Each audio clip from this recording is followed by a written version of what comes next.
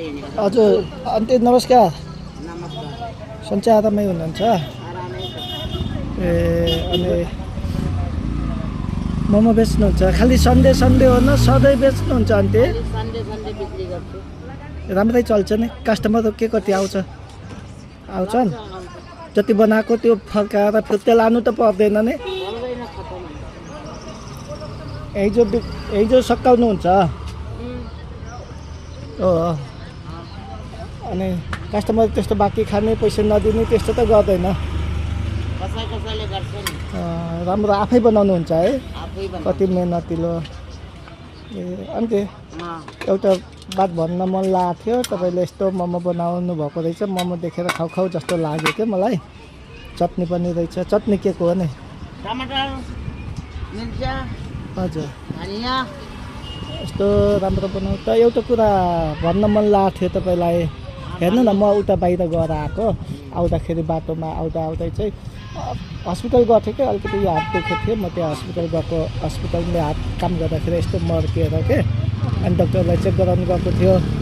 अनि अहिले फेरि आज फेरि सन्डे चाहिँ मैले थाहा पाएन है बन्द छ भने इमर्जेन्सीमा देखाउनु भन्थ्यो इमर्जेन्सी गएन म पछि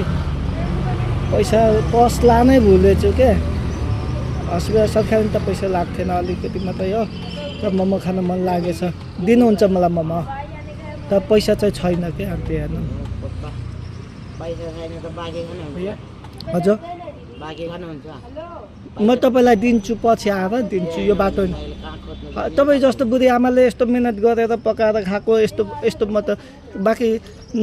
अहिले दिनु तपाईँलाई म चाहिँ खाएर भाग दिन्छु तपाईँलाई म हुन्छ नि खानु ल दिनुहुन्छ नि दिन्छु खानु। ल मलाई 20 रुपियाँको मोमो दिनु तपाईँ होइन यस्तो सुन्नु मैले तपाईँलाई म बाटोमा उतार हिँडेर आएको थियो आउँदाखेरि मोमो बनाएको देखेँ मैले किन भन्दा तपाईँ जस्तो बुढी आमाले यस्तो मोमो बनाएर खाएको यस्तो भनेर देखेर मैले तपाईँलाई चाहिँ एउटा कस्तो यो आमाको मन कस्तो छ भने मन विचार गर्नको लागि हो मैले चाहिँ मसँग पैसा नभएर पनि होइन अनि त्यस्तो भोक लागेर पनि होइन तर तपाईँको मन धेरै धनी रहेछ दामी रहेछ अन्त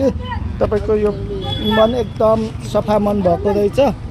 यस्तो तपाईँको मन तपाईँले यस्तो म जस्तो कोही आएको कसै पैसा नभने यस्तो गरिब दुखीहरूलाई तिनीहरूलाई दिनु यो मेरो तर्फबाट तपाईँले